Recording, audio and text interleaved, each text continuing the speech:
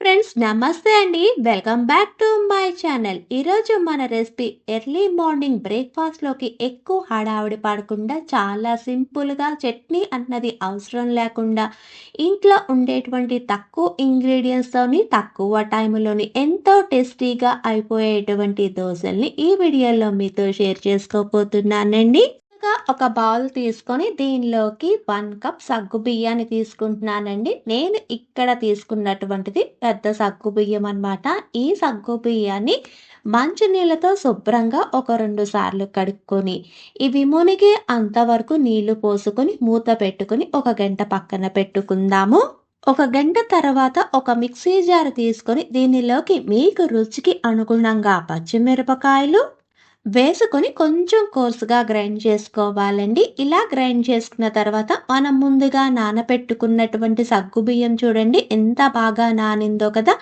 ఈ సగ్గుబియ్యాన్ని కూడా ఈ మిక్సీ జార్లోకి వేసుకొని దీన్ని ఫైన్ పేస్ట్గా చేసుకొని ఒక బౌల్లోకి ట్రాన్స్ఫర్ చేసుకోవాలండి. ఇలా చేసుకున్న తర్వాత దీనిలోకి మన ఏ కప్పుతో సగ్గుబియ్యం తీసుకున్నామో అదే కప్పుతోని 1 కప్ ఉప్మా రవ్వ అండి. అదే సూజీ రవ్వ అంటాం కదా, దాన్ని కూడా వేసుకొని దీనిలోకి 2 టేబుల్ స్పూన్ మజ్జిగను వేసుకుంటున్నానండి. ఇలా మజ్జిగ వేసుకోవటం వల్ల ఈ దోశల టేస్ట్ అనేది చాలా బాగుంటుందన్నమాట.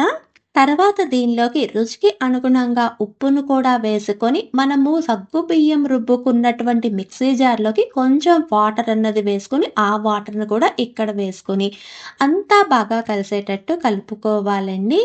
ఇలా కలుపుకున్న తర్వాత మూత పెట్టుకుని ఒక్క 10 నిమిషాలు పక్కన పెట్టుకుందాము. 10 నిమిషాలు అయిన తర్వాత దీనిలోకి 1 టీ స్పూన్ జీలకర్ర, ఫైన్గా చాప్ చేసినటువంటి 1 టీ స్పూన్ కొత్తిమీర, ఫైన్గా చాప్ చేసినటువంటి 1 టేబుల్ స్పూన్ కరివేపాకు, ఫైన్గా చాప్ చేసినటువంటి 2 టేబుల్ స్పూన్ ఆనియన్.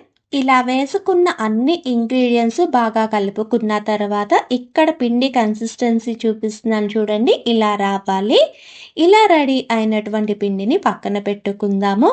తర్వాత పొయ్యి వెలిగించి పాన్ పెట్టుకొని పాన్ అన్నది బాగా వేడెక్కిన తర్వాత ఫ్లేమ్ అన్నది మాత్రం మీడియం టు హై ఫ్లేమ్ మధ్యలోనే పెట్టుకొని ఇక్కడ దోశలు వేసుకోవాలండి.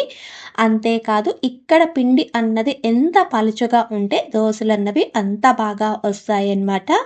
ఇలా దోశ వేసుకున్న తర్వాత దీని చుట్టూరుగా కొంచెం ఆయిల్ అన్నది స్ప్రెడ్ చేసుకొని దోశ బాగా కాలిన తర్వాత దీన్ని ఫ్లిప్ చేసుకోవాలండి. ఇలా ఫ్లిప్ చేసుకున్న తర్వాత మళ్ళీ దీని చుట్టూరుగా కొంచెం ఆయిల్ అన్నది స్ప్రెడ్ చేసుకొని ఒక్క 30 సెకండ్స్ మాత్రమే ఉంచుకొని దీన్ని డిష్ అవుట్ చేసుకోవటమేనండి. అంతేనండి, ఎటువంటి చట్నీ కూడా అవసరం లేకుండా చాలా టేస్టీగా ఉండేటువంటి ఇన్స్టెంట్ సగ్గుబియ్యం దోశలు రెడీ.